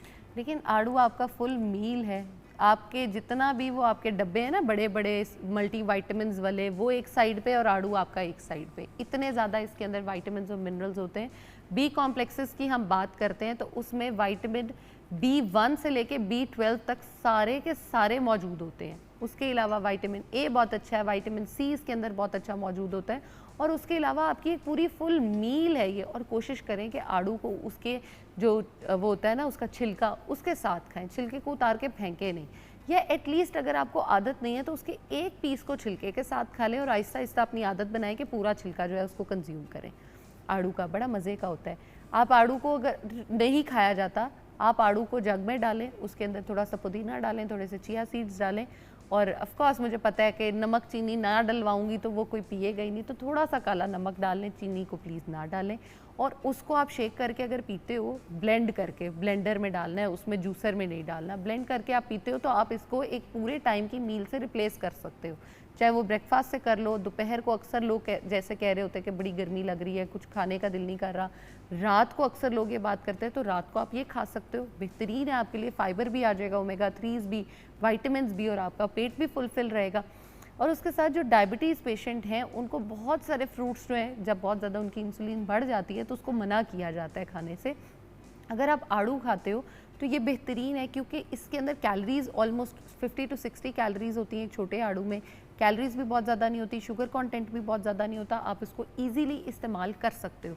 और उससे ज़्यादा भी ये है कि जिन लोगों में एक रिसर्च कुछ टाइम पहले रन की गई जो जामन के भी बारे में थी और आड़ू के भी थी, उसमें ये था कि उन्होंने फॉर 3 मंथ्स एक आदमी जो कुछ थे उनको जामन खिलाए गए, वन ऑफ फ्रूट्स जामन था, वो दिए, तो उनकी डायबिटीज़ का जो HbA1c एक टेस्ट होता है जो कि डायबिटीज़ का एवरी 3 मंथ रन होता है, जो कि 5 से नीचे आपका डायबिटीज़ नॉर्मल होती है, 5 से ऊपर 5.6 तक वो प्री डायबिटीज़ में आती है, 5.6 से जब आप ऊपर जाते हो तो वो डायबिटीज़ होती है। उस बंदे की 11.7 पे डायबिटीज़ थी, यानी वेरी हाई। उसने 3 मंथ्स जब इसको कंटिन्यू किया जामन को खाने पे, of course with the lifestyle change and with other medication, आपकी इंसुलिन और बाकी फ्रूट्स, वो 5.8 पे आ गई। अच्छा, लेकिन मैं विच इज़ अमेजिंग, लेकिन मैं एक बात आपको व्यूअर्स बताऊं, असल में जिस चीज़ को हम लाइफस्टाइल चेंज कह रहे हैं वो एक्चुअली हम सबकी ज़िंदगी होनी चाहिए। बिल्कुल। हमें लगता है कि ज़्यादती हो रही है कि हमें कहा जा रहा है कि हर रोज़ आपने खाना डिलीवर करके नहीं खाना। हमें लगता है ज़्यादती हो रही है कि अगर हम कह रहे हैं कि आपने फल खाने। व्यूअर्स, हमारे घर के बड़े जो होते थे ना, क्योंकि ये गार्बेज, मैं गार्बेज ही कहती हूँ, बेकरी आइटम्स वगैरह होते ही नहीं थे, तो शाम के वक्त लोग बैठ के कोई ऐसी चीज़ खाते थे जो हेल्दी की तरफ होते थे। कोई चाट खा ली, कोई फ्रूट चाट खा ली, ये ऐसे ही गोल है। बकप्पे, दही बल्ले, ये सारी चीज़ें उन वक्तों में हाँ, कॉमन होती थी। फिर अक्सर ऐसा होता था कि अगर भूख लगी है तो चलो बेटा फल खा लो थोड़ा सा। दिन में 2-3 फल हर कोई खाता था और सब्जियों का वाफिर मिकदार में इस्तेमाल होता था। अब क्या हुआ है कि हर चीज़ डब्बों में आ गई है। अब डब्बों के अंदर फल फ्रूट तो नहीं मिलते। अब तो मुझे हैरत होती है कि जो फ्रूट सीजन में भी होता है वो लोग फ्रोजन जाके ले लेते हैं पैकेट्स के अंदर। ऐसे ही है, लिटरली मैं हैरान हूँ। सो एक्चुअली हमें पुराने वक्तों वाली ज़िंदगी की तरफ वापस जाना है और बेकरी, शेकरी, पैकेज फूड से निकलना है। जब आप उससे निकल जाएंगे तो नेचुरल चीज़ों में तो यही चीज़ें आती हैं। डायबिटिक लोग जो ज़िंदगी आप गुजार रहे हैं खाने पीने में, वो एक्चुअली नॉर्मल बंदे को इस तरह से जीना चाहिए, बिल्कुल ऐसे। लिमिट्स के अंदर रह के। और कितने अफसोस की बात है कि बीमारी होती है तो फिर हम अपनी ज़िंदगी, अपने ज़िंदगी जीने का अंदाज ठीक करते हैं। और बीमारी बहुत हद तक बढ़ चुकी होती है तब हमें रियलाइजेशन आती है। और अगर आपने अपने आप को बीमारियों से प्रिवेंट करना है, बीमारियों से बचना है, तो आपको अभी से ही सारे के सारे फ्रूट्स, वेजिटेबल्स खुद भी खाएं और बच्चों को भी खिलाएं, क्योंकि बच्चों में जो आते हैं आपने आज बना देनी है, वो फॉर लाइफ टाइम उनके साथ रहनी है। और ये एक गिफ्ट है आपका जो आप बच्चों को दे रहे हो। और जामन तो एक ऐसा दरख्त है जिसकी कोई बहुत ज़्यादा टेक केयर करने की ज़रूरत नहीं होती। आपने जामन खाया, उसकी गुठलियों को आप फेंक दो तो पौधा हो जाता है with in like few years. और ये मेरा ख्याल ये है कि हम हमेशा कहते हैं कि प्लांट्स लगाएं ताकि हमारा टेम्परेचर, वेदर भी कंट्रोल हो, इन्वायरमेंट भी क्लीन हो, ऑक्सीजन की भी हो, तो ऑक्सीजन सप्लाईज बेहतर हो। तो क्या ही अच्छा हो कि आप जामुन खाओ और उसकी जामुन की जो गुठलियाँ हैं उनको साफ़ कर लें, जब बाहर निकलें तो उनको कहीं पे जो खाली एरियाज़ हैं आपको पता है वहाँ पे फेंक दो। ये एक आपकी तरफ से नेचर को भी गिफ्ट हो जाएगा। नेचर डेली आपको इतने गिफ्ट्स देती है, आप छोटा सा गिफ्ट नेचर को दे दो, वो फ्यू ईयर्स में प्लांट हो जाएगा, लोग उससे फल भी खाएंगे और वो आपकी इन्वायरमेंट के लिए भी अच्छा है। यही चीज़ें ना व्यूअर्स जिनका हमें ख्याल करना चाहिए। आड़ू हो गया, जामुन हो गया, सीजनल फ्रूट सब्जियां हो गई, कोशिश करें कि ज़्यादा से ज़्यादा उन चीज़ों की तरफ जाएं। एक्चुअली अल्लाह ताला ने बड़ा खूबसूरत सिस्टम बनाया है, जिस चीज़ की जिस वक्त हम लोगों को इंसानों को ज़रूरत होती है बिल्कुल उस चीज़ का सीज़न आ जाता है। ऐसे ही। आम भी इस सीज़न की ज़रूरत है, लेकिन 10 नहीं 1। जामुन इस सीज़न की ज़रूरत है, आड़ू इस सीज़न की ज़रूरत है। फल क्यों ज़्यादा आ जाते हैं गर्मियों में? क्योंकि गर्मियों में आपको इनकी न्यूट्रिशन की ज़रूरत होती है, हम उनको इग्नोर करते हैं। अच्छा सीज़न से चले जाते हैं, फिर बड़े याद आते हैं फल। हाँ बिल्कुल, लीची जैसे जो लोग हैं वो आजकल सारा सब कह रहे हैं यार स्ट्रॉबेरी, यार स्ट्रॉबेरी रह गई, यार स्ट्रॉबेरी नहीं खाई। और जब इस बार स्ट्रॉबेरी इतनी। थी ओ किसी भाई ने जब नहीं थी खाई, तो खा लेती। या नहीं खाई, स्ट्रॉबेरी को मिस आउट किया। उसके बाद फालसे हैं, फालसों को भी आजकल कोई नहीं देख रहा। फालसे जैसे ही आउट ऑफ सीजन होंगे, यार फालसों का कितना मजा आता था, फालसे का जूस कितना अच्छा होता था। लेकिन बात ये कि अगेन फालसे के जूस का भी मुझे ये इशू होता है कि हर चीज़ जिसका जूस निकल जाता है वो फिर भी लोग प्रेफर करते हैं। अब गन्ना है, आप अगर गन्ने को चबा के खाएं दांतों के लिए भी आपका अच्छा है। यस, एक मज़े की चीज़ है, बच्चों के लिए ठंडी ठंडी गंडेरियां बैठ के खाएं। ओरल हेल्थ बहुत अच्छी होती है। बिल्कुल, कोई गंडेरियां नहीं खाता। हर बंदा जो है वो जाके गन्ने का जूस निकाल के उसमें मजीद चीनी मिक्स करके, शुगर केन है जिसका आप जूस पी रहे हैं, उसमें आप मजीद चीनी, काला जिसकी नमक, चीनी बन रही है उसी में चीनी डाल उसी के में पीनी चीनी डाल रहे हैं। सो जब आप इतना ज़्यादा अपनी डाइट और अपनी न्यूट्रिशन को व्यूअर्स ख़राब कर देते हैं, आई नो इंसान का दिल चाहता है कि आसानी हो। मुझे तो लगता है कि लोगों का दिल चाहता है गोली हो, खा लें, चलो जी हमने बर्गर खा लिया, गोली आगे खा लिया, हमने पिज़्ज़ा खा लिया। वैसे अगर और क्या है, मल्टीविटामिन्स यही हैं। एग्जैक्टली लेकिन हमने अगर उन गोलियों से बचना है तो हमें फ्रूट्स और वेजिटेबल्स खाने पड़ेंगे।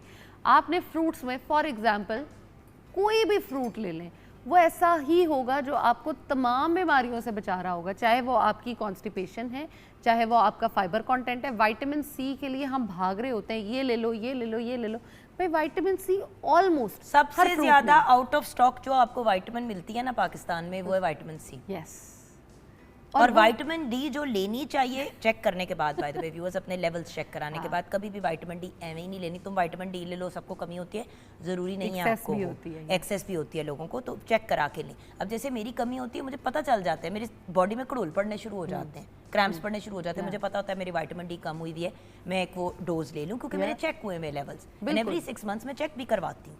करवाने चाहिए। अगर आप पिज़्ज़ा, बर्गर, ये चीज़ें खाने पे पैसे इन्वेस्ट कर सकते हैं, एक टाइम का खाना 15-20 हज़ार का आप खा सकते हो, तो टेस्ट भी इतने के ही होते हैं। सारी बॉडी बहुत कम के होते हैं, विटामिन डी का 1500 रुपए का होता है। पूरी बॉडी के टेस्ट अगर आप साल बाद भी कराओ, खाना रोज खा लेंगे 15-20 हज़ार का, 15-20 हज़ार के टेस्ट साल में एक बार लाजमी कराएं। बड़ी इंपॉर्टेंट बात है, आपसे क्लोजिंग लेनी है मैंने कि आप क्या कहेंगे आज के टॉपिक के बारे में। यहाँ पे एक और बात कहूँगी व्यूअर्स, एक सर्टेन उम्र के बाद गुर्दे चेक कराना, जिगर चेक कराना। अभी हमें पता चला पिछले दिनों कि हमारी एक जानने वाली हैं, उनकी मदर जो हैं, उनका जिगर बिल्कुल फेल हो गया, बीमार हो रही थी ना, उनके टेस्ट हुए, डॉक्टर ने कहा इनके कोई टेस्ट वगैरह नहीं हुए जिगर वगैरह के पिछले सालों में।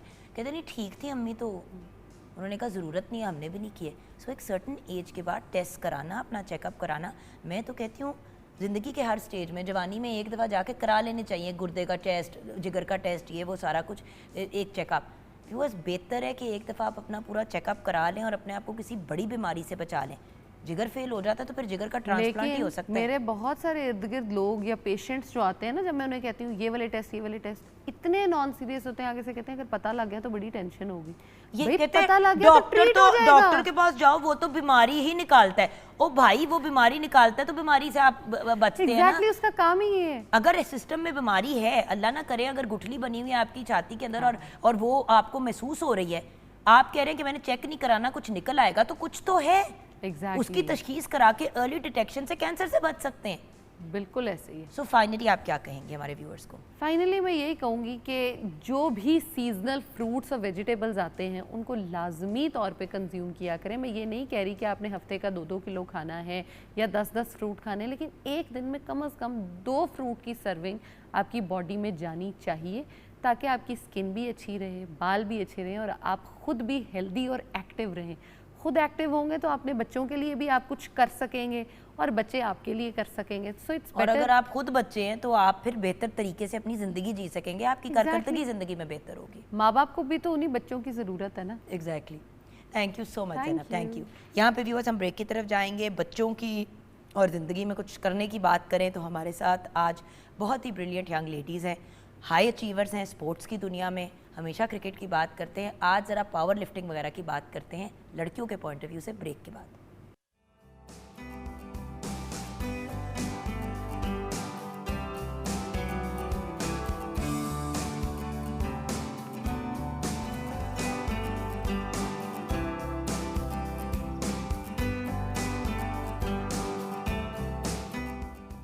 Welcome back from the break viewers. जैसे कि आप जानते हैं मॉर्निंग एट होम पे हमेशा हमेशा हमेशा हमारी कोशिश होती है एज अ टीम कि हम उन ब्रिलियंट यंग लोगों को आगे लेके आएँ जो अपनी अपनी फील्ड में कुछ ना कुछ अचीव कर रहे होते हैं। अब हाई अचीवर्स में भी मुझे एक्सट्रीमली, मतलब अगर कहूँ एक्सट्रीम लेवल की खुशी और प्राइड फील होती है जब हमारी बच्चियाँ हमारे मुल्क का नाम रोशन करती हैं। अब यही बच्चियाँ जो प्रोग्राम पे 2018 में आई, आज 2025 में आई हैं और अचीवमेंट्स इनकी कहाँ से कहाँ पहुँच गई हैं। हम कोशिश करते हैं कि जिनको पहले बुलाया उनको ज़रूर कुछ अरसे बाद फिर बुलाएं। ज़रा लंबा गैप हो गया लेकिन माशाल्लाह ऑफ कोर्स हमारे वीकेंड प्रोग्राम पे भी बच्चियाँ जाती रही हैं। सो हमारे साथ आज power lifting and weight lifting की दुनिया की 3 ब्रिलियंट ख़वातीन यंग लेडीज़ हैं। सो हमारे साथ ट्विंकल सुहेल हैं जिन्होंने आई थिंक 2015 में अपना जी फर्स्ट का उनकी फर्स्ट अचीवमेंट इन ओमान 2015 में थी, राइट? अस्सलाम वालेकुम। वालेकुम अस्सलाम। Then we have Sibil Suhail जिन्होंने आई थिंक 2017 में अपने स्पोर्ट्स के करियर का आगाज़ किया। एंड अस्सलाम वालेकुम बेटी, कैसी हो? देन वी हैव वेरोनिका, प्यारी सी जो मुस्कुरा रही हैं, वैसे तो ज़्यादा फैशन मॉडल लग रही हैं लेकिन चलो ठीक है।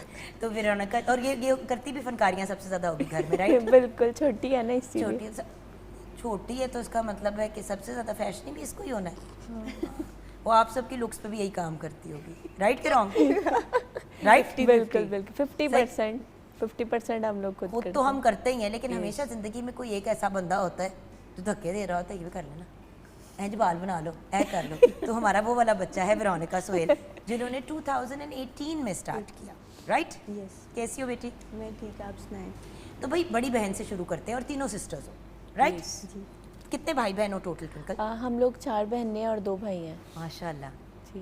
चौथी- और मज़ेदारी की बात यह कि 6 के 6 ही स्पोर्ट्स करते हैं। माशाल्लाह, नहीं तो ये अच्छी बात है, दिस इज़ वंडरफुल। और इस चीज़ का तो मैं खराज तहसीन पेश करती हूँ आपके पेरेंट्स को, जी उनको बहुत क्रेडिट चाहता है इस बात का। बिल्कुल। वरना ज़्यादातर पेरेंट्स जो हैं वो बेटियों को अगर स्पोर्ट्स में आने भी देते हैं तो क्योंकि क्रिकेट का आजकल बड़ा बोलबाला है तो क्रिकेट में आने जाएंगे, वेट लिफ्टिंग, पावर लिफ्टिंग इस तरफ तो बिल्कुल ही नहीं आने देते। बिल्कुल। रेसलिंग, ये जो एरियाज़ हैं ये तो लड़कों के हैं। भाई कोई भी स्पोर्ट दुनिया का व्यूअर्स सिर्फ लड़कों का नहीं है, वो लड़कियां भी खेल सकती हैं, लड़के भी, ट्रांसजेंडर, हर जेंडर खेल सकता है। इंसानी जिस्म तो हम सबका है ना। इवन हमारे जो डिफरेंटली एबल्ड बच्चे बच्ची हैं वो भी स्पोर्ट्स खेलते हैं और हमारे मुल्क का नाम रोशन, आप देखें कि हमारे जो स्पेशल बच्चे हैं वो सबसे ज़्यादा हमारा नाम रोशन कर रहे हैं। हाँ जी बिल्कुल, वो बहुत ज़्यादा मेडल्स विन करके। ट्विंकल, आपसे बात शुरू करते हैं। जी। किस तरह और कब इस तरफ रुझान कैसे हुआ? एक तो स्पोर्ट्स की तरफ सारे ही हो, तो कौन है फैमिली में ऐसा? असल में जो सबसे पहले जो एम था वो मेरे वालिद साहब का था। वो क्रिकेट, उनको बहुत शौक़ था क्रिकेट करने का। तो उनका एम था कि अगर वो अपनी जवानी में कर नहीं सके क्योंकि घर में सबसे बड़े थे तो वालिदा ने इतना सपोर्ट नहीं किया, बट उनके अंदर एक वो जज्बा था एक कि मैं अगर मेरे बच्चों में टैलेंट हुआ तो मैं उनका आगे आने का मौका दूंगा। तो फिर उन्होंने सबसे पहले मैंने और मेरे भाई आदिल साइमन ने स्टार्ट किया, साइकिलिंग से स्टार्ट किया मैंने। और मेरा ये एम था कि मैं सबसे हट के गेम करूँ, साइकिल, क्रिकेट, हॉकी ये हर लड़की करती है, but weight lifting, power lifting और कबड्डी जो स्पोर्ट्स करती हैं वो जी, करती हैं, क्योंकि जो यही तो हम स्पोर्ट्स मोटिवेट करना चाहते हैं व्यूअर्स को कि भाई जिस तरह लड़के के अंदर ये होती है कि भाई I want to play some sport, तो बच्चियों में भी होती है। जी बिल्कुल। घरों में बंद कर देते हैं कि बस तू हांडी रोटी कर। हाँ जी, वो भी करो, वो अच्छी चीज़ है, वो लड़के लड़की दोनों को करनी चाहिए। हांडी रोटी भी, ये सफाइयाँ भी और कपड़े धोना, ये सब कुछ हर किसी को आना चाहिए। जी बिल्कुल। लेकिन जिंदगी का मकसद ये नहीं हो सकता। हाँ जी। तो मेरा ये था कि मैं पावर लिफ्टिंग और वेट लिफ्टिंग करूं, तो मैंने 2014-12 से वेट लिफ्टिंग और पावर लिफ्टिंग कर रही थी, और 2015 में मैंने एशियन पावर लिफ्टिंग। लेकिन अब्बू का क्या रिस्पांस था, अम्मी का क्या रिस्पांस था जब उनका- आपने कहा कि सिर्फ मामा और पापा का अच्छा रिस्पांस था, बट स्टार्टिंग में दादा अबू का अच्छा रिस्पांस नहीं था, क्योंकि हम लोग ट्रैक सूट पहन के, हम लोग मिडिल क्लास फैमिली से बिलोंग करते हैं। स्टार्टिंग में जब साइकिलिंग करती थी तो डेफिनेटली साइकिल पे आते जाते भी थे, तो दादा को तो ये चीज़ अच्छी नहीं लगती थी, बट पापा फुल सपोर्टेड थे, वो बहुत सपोर्ट करते। इवन डैड की मुझे साइकिल ड्राइव भी करना नहीं आती थी, बट मुझे मेरे वालिद साहब ने सिखाया। बट एक दो दफ़ा जब मैं नीचे गिरी तो उन्होंने मुझे, मेरे पास खड़े थे, मुझे उठाया नहीं, तो उन्होंने बोला कि ये 2012 की बात बता रही, उन्होंने बोला कि हर टाइम मैं आपके पास मौजूद बिल्कुल नहीं होऊंगा। छुटकी सी होगी तब तो। हाँ जी स्कूल लेवल से स्टार्ट किया था मैंने। और आप schooling सबसे से। बड़ी हो? नहीं, एज में मैं छोटी हूँ, वैसे स्पोर्ट्स में इनसे पहले आई हाँ थी, जी, अच्छा, पहले ठीक स्टार्ट है। किया था। फिर ये है कि आहिस्ता आहिस्ता मैंने काफ़ी ज़्यादा स्किल सीखी, टेक्निक सीखी वेट लिफ्टिंग की, पावर लिफ्टिंग की। फिर मेरे जो कोच मलिक राशिद थे, उन्होंने 2014 में यूके से आके मुझे ट्रेनिंग दी। मेरे साथ साथ फिर साइबल को, वेरोनिका को, हम फिर चारों सिस्टर्स ने स्टार्ट किया, मरियम ने। तो 2015 में मैंने फ़र्स्ट अपना टूर किया, जिसमें मुझे पाकिस्तानी पहली वुमेन का लक़ब मिला, और मैंने मस्कत ओमान में जाके एशिया का पहला गोल्ड मेडल विन किया।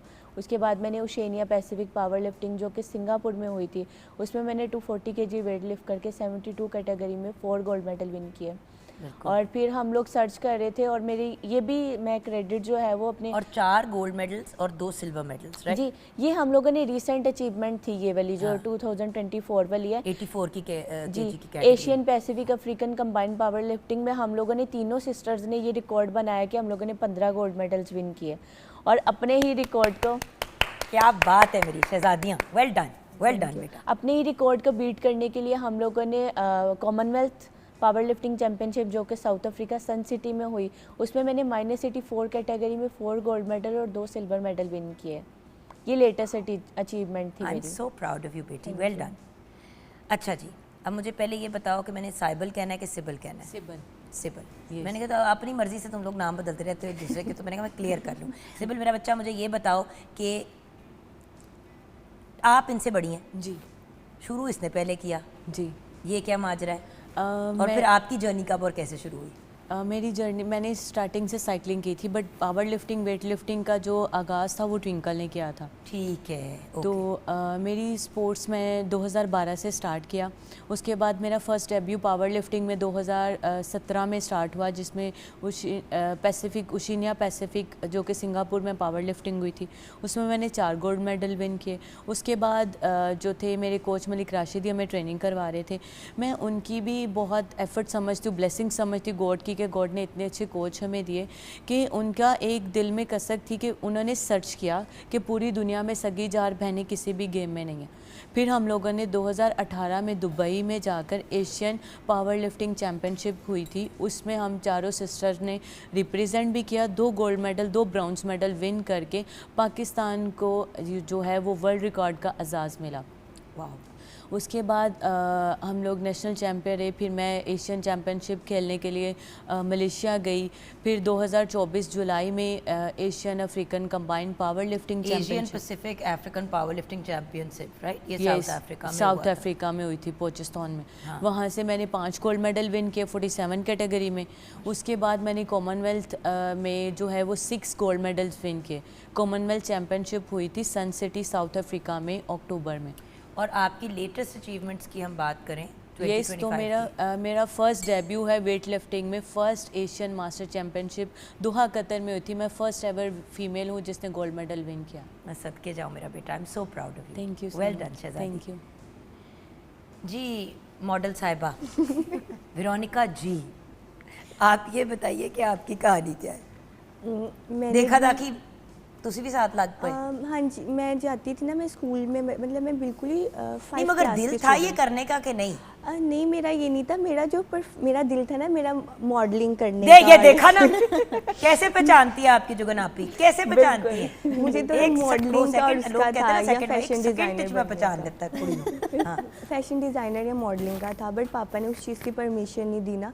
तो मैं 5-6 क्लास में ना स्कूल के बाद अकेडमी जाती थी। तो मैं MAO कॉलेज ना, हमारा मिड पॉइंट है, एम ए कॉलेज से जहाँ मर्जी चले जाओ, इस्लामपुरी चले जाओ, इधर मेरे स्कूल और उसके, तो ना मैं इनके पास अक्सर आ जाती थी। तो वहाँ से ना जब सर मलिक राशिद वापस आए ना यूके से, जब ट्विंकल स्विल को वो ट्रेनिंग करवा रहे थे, तो ऐसे ही मैं 1-2 दिन आई तो उन्होंने कहा कि ना तुम करो ट्रेनिंग ना, तुम स्टार्ट करो, मुझे ऐसे लगता है कि तुम्हारे अंदर ना गॉड गिफ्टेड है वेट लिफ्टिंग ना।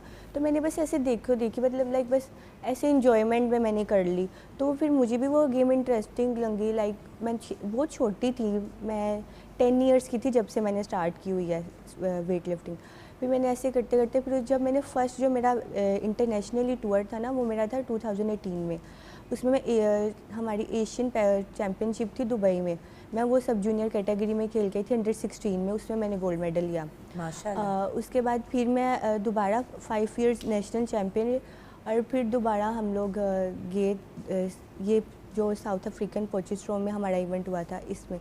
उससे पहले मैं यूनिवर्सिटी कप खेलने के लिए मई में गई थी, और मैं फ़र्स्ट एवर फीमेल हूँ जो कि रिप्रेजेंट करके आई थी university Asian university cup Hong Kong में, जिसमें मैंने 4 सिल्वर मेडल लिए थे। और मैं Lahore college for women university की स्टूडेंट, अभी करंटली मैं स्टडी कर रही हूँ वहाँ से। Well done. और उसके बाद फिर हम लोग पोचिस्ट्रोम से 5 मेडल लेके 7 कैटेगरी में मैंने 275 kg वेट लिफ्ट करके मैंने 5 गोल्ड मेडल लिए।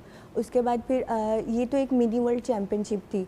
उसके बाद हमारा मेडल्स वगैरह आप लोगों ने लिए, याद कैसे रहते हैं? भूलते ही नहीं है भूलते ही नहीं है। क्योंकि इसके पीछे की जो स्ट्रगल होती है ना वो याद रहती है, तो फिर वो टाइटल उसका तो याद ही याद रहता है, याद ही याद रहता है। तो वो हर एक्सपीरियंस बड़ा मेमोरेबल होता है। जी बिल्कुल। उसके बाद कॉमनवेल्थ चैम्पियनशिप हमारी हुई सन सिटी साउथ अफ्रीका में, उधर मैंने 5 गोल्ड मेडल और 1 ब्रॉन्ज मेडल लिया 52 कैटेगरी में। और उसके बाद स्टिल अभी भी हम ट्रेनिंग कर रहे हैं, बस अब हमारा एम है कि वर्ल्ड को रिप्रेजेंट करके आएँ और फिर इंशाल्लाह पाकिस्तान को वर्ल्ड में रिप्रेजेंट करेंगे। बिल्कुल सही। अच्छा, यहाँ पे हम ब्रेक की तरफ जाएंगे। आपने बात कहा कि आप भी लाहौर कॉलेज वगैरह, तो अक्सर 2 बातें, एक तो पावर लिफ्टिंग वेट लिफ्टिंग की बात करते हैं तो बच्चियों को घर वाले वैसे भी अगर वो करना चाहें, मतलब जिम विम जाके, तो मना करते हैं कि बॉडी ख़राब हो जाती है। तो इस पे आप तीनों का ओपिनियन मुझे चाहिए। और मतलब कि औरत के लिए क्या ये एक अच्छी चीज़ है या बुरी चीज़ है? क्योंकि लोग कहते हैं जिस्म बिगड़ जाता है, ये भी तो कहते हैं ना कि मर्दों जैसा जिस्म हो जाता है। अव्वल तो खैर being muscular is a good thing, but आप लोग एज प्रोफेशनल्स इसके बारे में क्या कहेंगे? एंड तालीम के पॉइंट ऑफ व्यू से, क्योंकि पहले एक वक्त बहुत अरसा ऐसा रहा कि जब कोई स्पोर्ट्स की तरफ आता था तो उनको कहते थे पढ़ाई छोड़ दो, तो पढ़ाई भी इन्होंने कंटिन्यू की। तो अपनी ही इस कैपेसिटी में रहते हुए क्या क्या इन्होंने तालीम हासिल की, और फिर इनके फ्यूचर गोल्स क्या है, एंड इनके मशवरे टू यंग पीपल, ये सब कुछ लेंगे ब्रेक के बाद।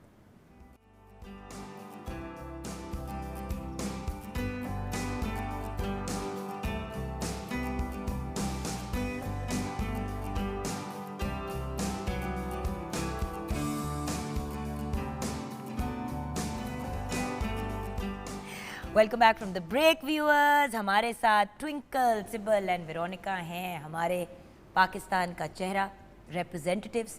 मैं इनको यही बच्चों को कहती कि बेटा इस कोट को पहनने का मतलब है कि अब आप पाकिस्तान के जो कुछ मखसूस चेहरे हैं उन चेहरों में से एक हैं, और मेरी बड़ी ख्वाहिश है कि मज़ीद आप लोग और कामयाबी की सीढ़ियाँ चढ़ें और आगे बढ़ें। बट आपसे एक बात पूछना चाहूँगी ट्विंकल, देखो ये सारा कुछ सस्ता तो नहीं होता, तो किस तरह आप लोग जाते हैं और रिप्रेजेंट करते हैं? क्या वो लोग टिकट्स भेजते हैं, क्या होता है? अभी तो जितना भी एक्सपेंस है वो हम खुद के ऑन पे कर रहे हैं। अच्छा। बट ये है कि हम पूरी उम्मीद है कि हमें प्राइवेट स्पॉन्सर्स जो हैं वो स्पॉन्सर्स करेंगे, तो आगे आने वाली जितने भी इवेंट्स हैं, लाइक जो हम लोग वर्ल्ड खेलना चाहते हैं, उसमें हम अच्छा रिप्रेजेंट कर सकेंगे। इसके साथ साथ मैं ये भी बताती चलूँ कि अभी जो मैंने first master championship Doha Qatar में खेली है, हमारे प्रेसिडेंट जो है मास्टर वेट लिफ्टिंग एसोसिएशन के अरशद खान तुर्क, तो उन्होंने ही पूरी टीम को स्पॉन्सर किया था, जिसमें 3 गर्ल्स 4 बॉयज़ और 3 जो थे वो ऑफिशियल्स थे। 10 अपनी जेब से प्राइवेट स्पॉन्सर किया है। तो कुछ फेडरेशंस ऐसी हैं जो बहुत ज़्यादा सपोर्ट कर रही हैं, तो हमें उम्मीद है कि हमारे प्रेसिडेंट अरशद खान तुर्क जो हैं वो और जो है वो वेट लिफ्टिंग को जो है वो और ज़्यादा आगे लेके चलेंगे और टैलेंट जो है वो और निखारेंगे।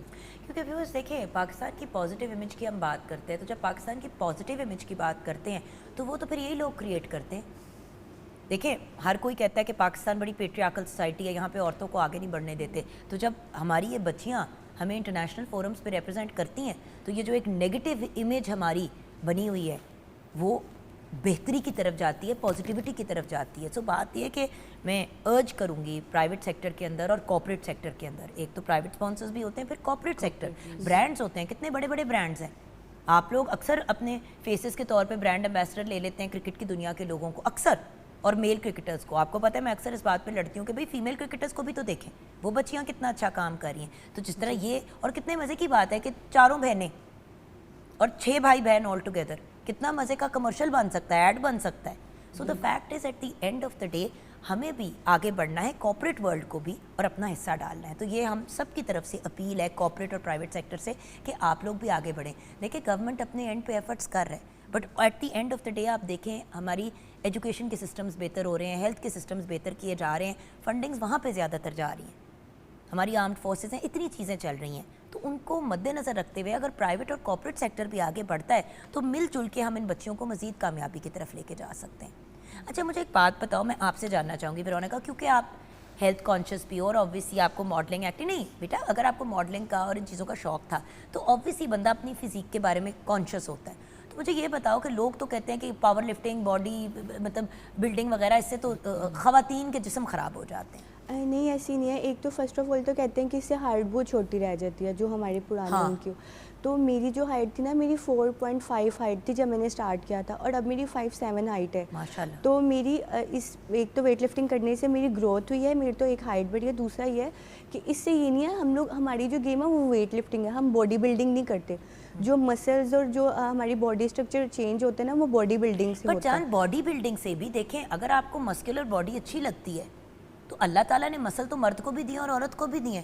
हमने अपने दिमाग में ये एक दकियानूसी सोच बनाई हुई है कि सिर्फ मर्द के मसल्स होने चाहिए।